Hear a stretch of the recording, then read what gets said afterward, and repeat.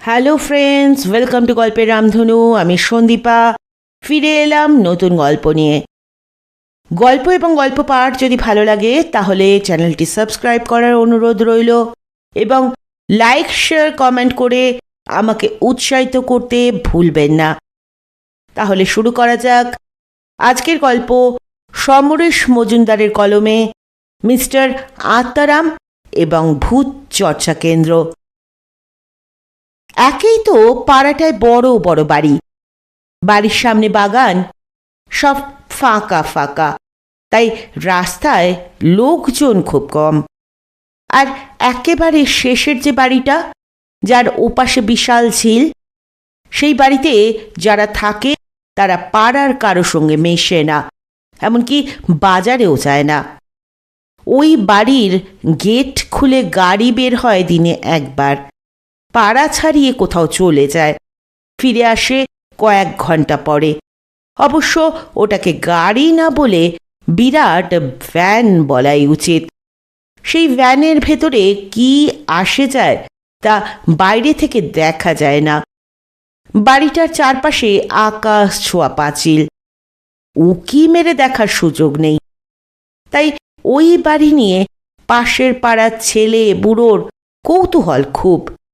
এমনকি কাছাকাছি যে বাড়িটা, তার যে ছেলেটা ক্লাস 9-এ পড়ে, তাকেও উত্তর দিতে দিতে কাহিল হতে হয়েছে। বন্ধুদের সে বলেছে, কোনোদিন ওই বাড়িতে একজন ছাড়া কাউকে দেখিনি। সেই একজনকে লম্বা রোগা, মাথায় সাদা টুপি, দাড়ি নেই কিন্তু লম্বা গোঁফ আছে। ওই বাড়িতে কাজের লোক নেই, রান্না করে কে? দেখা যায় না তাদের। নিশ্চয়ই আছে, নইলে বাড়িটা চালু থাকবে কে করে? আচ্ছা, ভ্যানের ড্রাইভারটা, সেও তো ওই বাড়িতেই থাকে। হ্যাঁ, ড্রাইভারটা বোবা। সে কি করে জানলি? আমাদের ড্রাইভার বলছিল, একবার ওদের গাড়ির চাকা পাংচার হয়েছিল মোড়ের মাথায়, আমাদের ড্রাইভার সাহায্য করেছিল চাকা পাল্টাতে। তখন বুঝতে পেরেছিল লোকটা বোবা। বোবা বাড়ির বাইরে গেলে যখন কথা বলতে পারে না, তখন তার কাছ থেকে কেউ খবর পাবে না।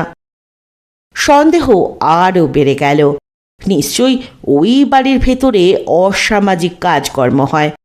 কেউ বলল, তার চেয়েও বেশি, নিশ্চয়ই ওখানে টাকা ছাপা হয়, অথবা গাঁজা বা নেশার পাউডারের গোডাউন ওটা। কিন্তু কি করা যায়? দূরের এসটিডি বুথে গিয়ে 11 ক্লাসে দুটো ছেলে থানায় ফোন করলো। আমাদের কাছে খবর আছে, ওই বাড়িতে টাকা ছাপা হয়, আপনারা ওই বাড়িতে তল্লাশি করুন। আপনি কে বলছেন? থানা থেকে প্রশ্ন করা হয়। নিজের পরিচয় না দিয়ে রিসিভার রেখে দিল ছেলেটি। শেষ পর্যন্ত খবরটা বড়দের কানে গেল। ওই পাড়ায় যারা থাকেন তাদের স্বভাব হলো অন্যের ব্যাপারে নাক না গলানো। কিন্তু ছেলেরা তাদের স্কুলের এক নবীন শিক্ষককে ব্যাপারটা বললে তিনি কৌতূহলী হলেন। ছুটির পরে কয়েকটি ছেলেকে নিয়ে বাড়িটির তালাবন্ধ গেটের সামনে উপস্থিত হয়ে কাউকে দেখতে না পেয়ে চিৎকার করলেন, বাড়িতে কেউ আছেন? কোনো সাড়া এলো না। কয়েকবার ডাকাডাকির পর একটি ছেলে আবিষ্কার করল, গেটের একটা পিলারের গায়ে কলিং বেলের বোতাম রয়েছে। সেটা টিপতেই মনে হলো বাড়ির ভেতরে মেঘ ডেকে উঠল।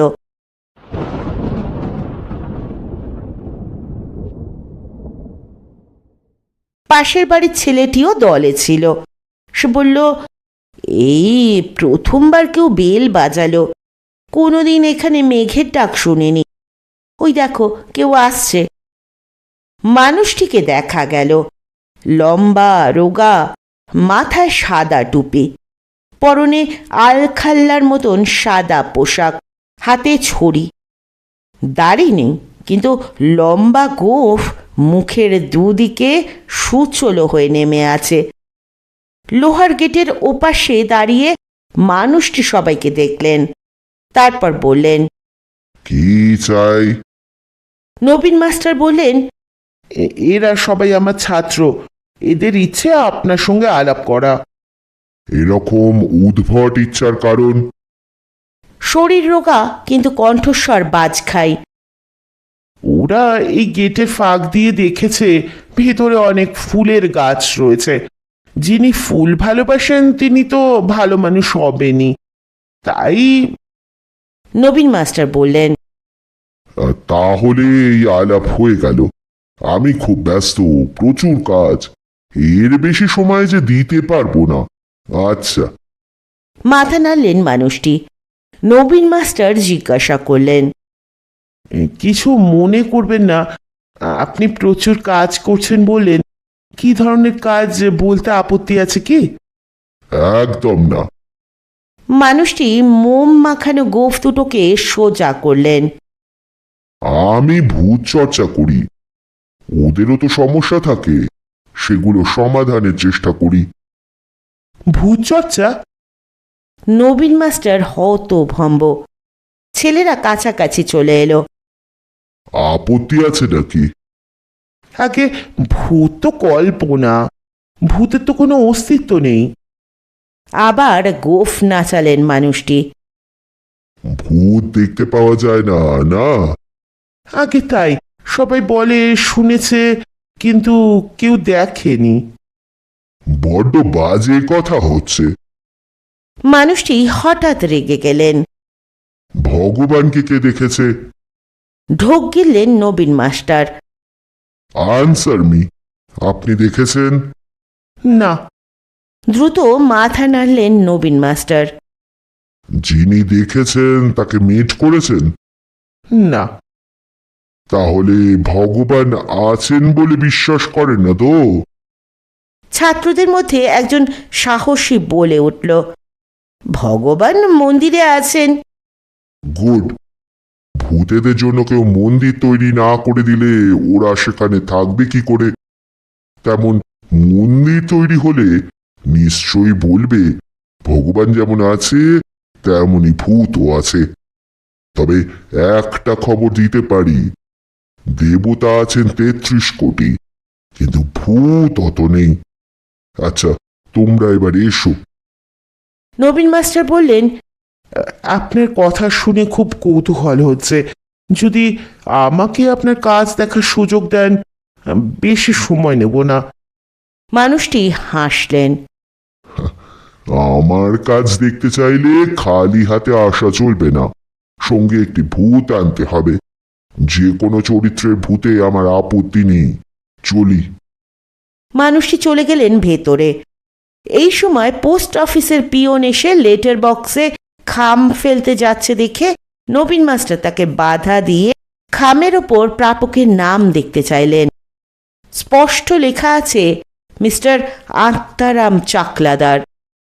নবীন মাস্টার ছাত্রদের নিয়ে ফিরে এলেন স্কুলের মাঠে। সবাই খুব চিন্তিত। মিস্টার আত্মারামের শর্ত পূর্ণ করে ওই বাড়ির ভেতরে ঢোকা তো অসম্ভব ব্যাপার। একটি ছাত্র মনে করিয়ে দিল, স্যার, কদিন আগে আপনি শেক্সপিয়ারের একটা কথা আমাদের বলেছিলেন, অসম্ভব শব্দটা শুধুমাত্র নির্বোধের অভিধানেই থাকে। নবীন মাস্টার মাথা নাড়লেন। তা তো বটেই, কিন্তু এই অসম্ভবকে সম্ভব করব কি করে?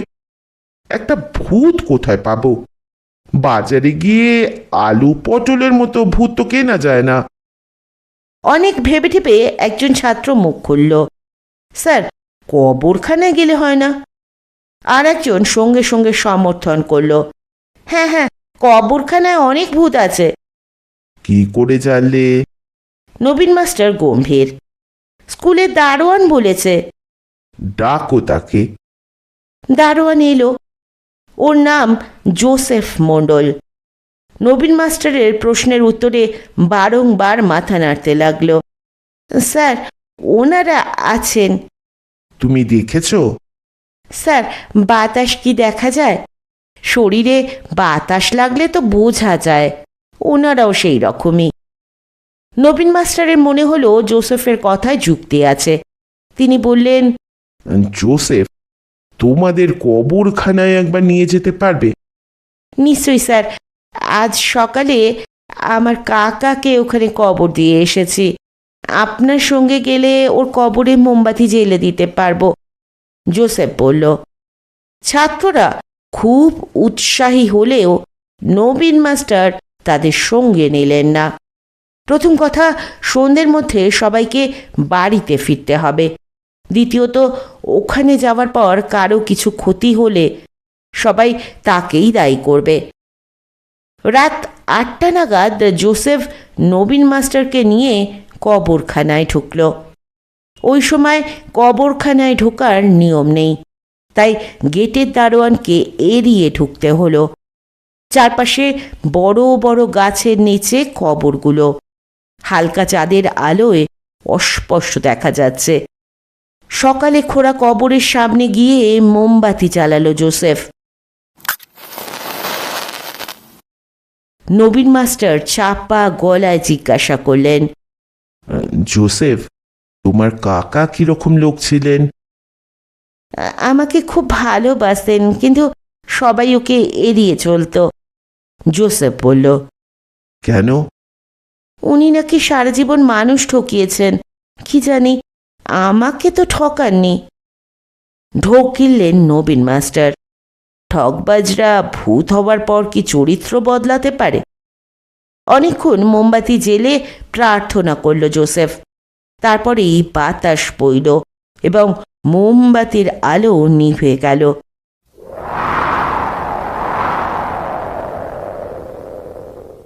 শরীরে বাতাস লাগল। জোসেফ ফিসফিসিয়ে বলল, স্যার, কাকা এসে গেছেন। গায়ে কাটা ফুটল নবীন মাস্টারের। ওই ছায়া ছায়া অন্ধকারে গাছেরা দুলছে, পাতায় পাতায় সংঘর্ষে অদ্ভুত আওয়াজ হচ্ছে। জোসেফের কাকাকে দেখা যাচ্ছে না, অথচ তিনি এসে গেছেন। আজ সকালে যাকে কবরে শোয়ানো হয়েছে, ভূত হিসেবে তার বয়স 1 দিনও হয়নি। যাকে বলে কচি ভূত, তিনি তাই। জোসেফের গলা শুনতে পেলেন নবীন মাস্টার। কাকা, আমি জোসেফ। ইনি আমাদের স্কুলের নতুন মাস্টার মশাই। আপনার এখন কেমন লাগছে?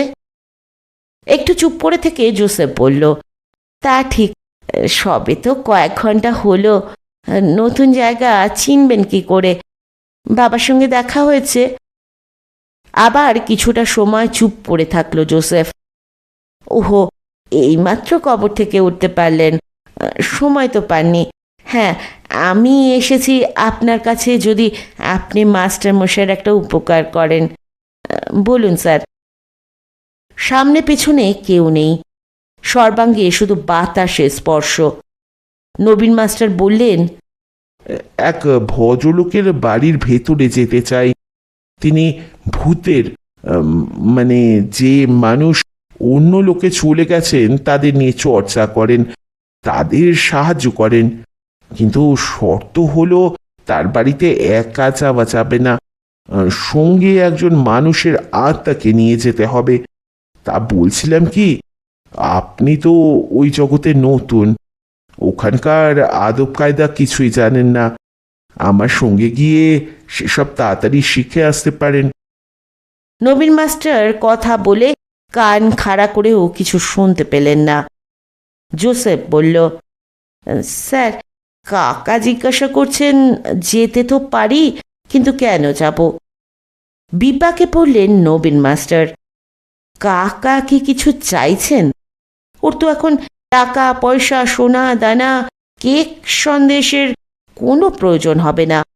তিনি নিচু গলায় জিজ্ঞাসা করলেন, তুমি ওর গলা শুনতে পাচ্ছ, আমি পাচ্ছি না কেন? আমাকে উনি খুব ভালোবাসেন, তাই। স্যার, কাকা আমাকে একটা দামি পাথর দিয়ে বলেছিলেন বউকে আংটি গড়িয়ে দিতে।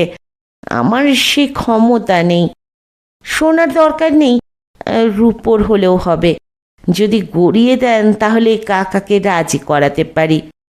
জোসেফ মিনতি করল।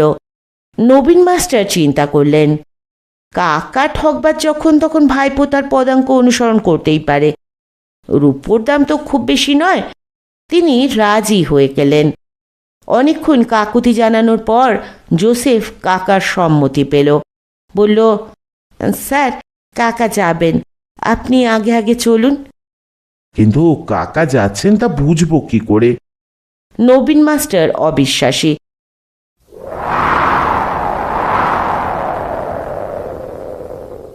এই সময় এত জোরে বাতাস বইল যে নবীন মাস্টার আর জোসেফ পড়তে পড়তে সামলে নিলেন। জোসেফ বলল, কাকা প্রমাণ দিয়ে গেলেন স্যার, চলুন। কবরখানা থেকে মিস্টার আত্মারামের বাড়ির দূরত্ব অন্তত মাইল খানেক, 2 ঘন্টার রাস্তা। একটা রিক্সাও চোখে পড়ল না। পড়লেও রিক্সায় চাপিয়ে ভূতকে নিয়ে যাওয়া সম্ভব ছিল কিনা কে জানে। জোসেফ সঙ্গে আসছিল। মাঝে মাঝে জোসেফ জিজ্ঞাসা করছিল, কাকা আসছো তো?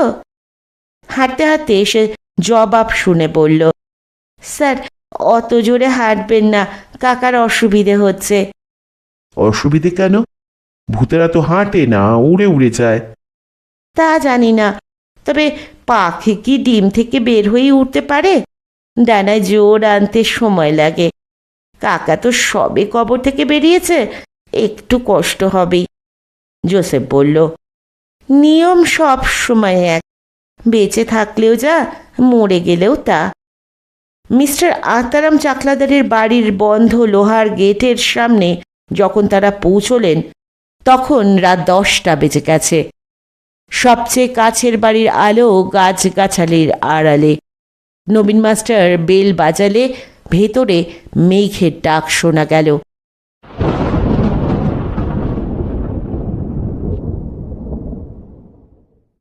মিনিট 3 পরে মিস্টার আত্মারাম আত্মপ্রকাশ করলেন। এখন তার পরনে কালো আলখাল্লা, মাথায় কালো টুপি, হাতে ছড়ি। কাছে এসে টর্চের আলো ফেললেন নবীন মাস্টারের মুখের ওপরে। আবার বিরক্ত করতে আসা হয়েছে? রেগে গেলেন তিনি। আগে বিরক্ত করতে নয়, আপনার দেওয়া শর্ত মেনে এসেছি। নবীন মাস্টার হাসি হাসি মুখে নিবেদন করলেন। নবীন মাস্টারের আশেপাশে তাকালেন মিস্টার আত্মারাম। ইয়ার কি হচ্ছে? এই লোকটি ভূত? ওহে, আমার নাম আত্মারাম, নামটা উচ্চারণ করো। জোসেফ বলল, স্যার, আত্মারাম। হেসে গড়িয়ে পড়ার উপক্রম হলেন মিস্টার আত্মারাম। এই নাকি ভূত? ওরে মূর্খ, ভূত হলে আমার নাম উচ্চারণ করতে পারতো, রাম বলতেই পারতো না। কিন্তু ও যে খ্রিস্টান, খ্রিস্টানরা কি রামের মাহাত্ম্য জানে? ইডিয়েট, মানুষের ধর্ম থাকে, কাউকে মরে যাওয়ার পর দাহ করা হয়, কাউকে কবর দেওয়া হয়। আবার সেই কবর দেওয়ার পদ্ধতিও 2 ধর্মে আলাদা। কিন্তু আত্মাদের কোনো ধর্ম থাকে না। অল দ্য আত্মাস আর সেকুলার। এ বেটা একেবারে খাজা মানুষ। আমার সঙ্গে ইয়ারকি মারার জন্য তোমাকে শাস্তি পেতে হবে। কি শাস্তি দেব তা ভাবছি। মিস্টার আত্মারাম টর্চের আলো নিভিয়ে বোধহয় ভাবতে শুরু করলেন। জোসেফ কথা বলল, স্যার, আপনি ভুল ভাবছেন। আমি ভূত হতে যাব কোন দুঃখে? আমি তো এখনো মানুষ। ঠিক, আমি তো এই ইডিয়েটটাকে সে কথা বললাম। মিস্টার আত্মারাম বেশ জোরের সঙ্গে কথাগুলো বললেন। আপনি বারংবার আমাকে ইডিয়েট মূর্খ বলে অপমান করতে পারেন না। আমি একবারও বলিনি এই জোসেফ একজন ভূত। নবীন মাস্টার গলা তুললেন। তাহলে এটিকে সঙ্গে আনা হয়েছে কেন? আমি শর্ত দিয়েছিলাম এখানে ঢুকে আমার কাজ দেখতে হলে সঙ্গে একটা ভূত আনতে হবে। ভূত কোথায়? নবীন মাস্টার জোসেফের দিকে তাকালেন। জোসেফ বলল, তিনি তো সঙ্গে আছেন, সম্পর্কে আমার কাকা হতেন। সঙ্গে আছেন? কই, চোখে পড়ছে না তো। হুং ফিং খ খ গোষ্ঠী, কাম কাম। অবদ্ধ শব্দগুলো চেঁচিয়ে বললেন আত্মারাম। তারপরেই তার মুখে হাসি ফুটল। ও বাবা, একে কোথায় পেলে? মুখে চুকচুক শব্দ করলেন মিস্টার আত্মারাম। আহা, একেবারে দুধের বাচ্চা। ইনি মিনি মিনি, কোথায় পেলে একে? কবরখানা থেকে। নবীন মাস্টার জবাব দিলেন। সে কি, সেখানকার সব ভূত তো এই ভূত চর্চা কেন্দ্রে রয়েছে। আজই ওর কাকার মৃতদেহ কবরস্থ করা হয়েছিল। তাই বলো, কিন্তু এ তো শিশু ভূত। আমি তো ভূতের নার্সারি ক্লাস করিনি। এখানে 6 মাসের নিচে ভূতদের রাখা হয় না। নিয়ে যাও ওকে। ওর যখন 6 মাস বয়স হবে তখন নিয়ে এসো, আমার কাজ দেখতে পাবে। মিস্টার আত্মারাম চাকলাদার বড় বড় পা ফেলে চলে গেলেন। চলুন স্যার, কাকাকে ওর বাসায় রেখে দিয়ে আসি, জোসেফ বলল। কিন্তু আমার বউয়ের রূপোর আংটির কথা যেন ভুলবেন না। নবীন মাস্টারের বুক থেকে একটা বড় শ্বাস বেরিয়ে এলো। শুনছিলেন সমরেশ মজুমদারের লেখা মিস্টার আত্মারাম এবং ভূত চর্চা কেন্দ্র। কেমন লাগলো গল্প জানাতে ভুলবেন না। পরের দিন এসে হাজির হব নতুন কোনো গল্প নিয়ে। ততক্ষণ পর্যন্ত সকলে ভালো থাকবেন, সুস্থ থাকবেন, পাশে থাকবেন। নমস্কার।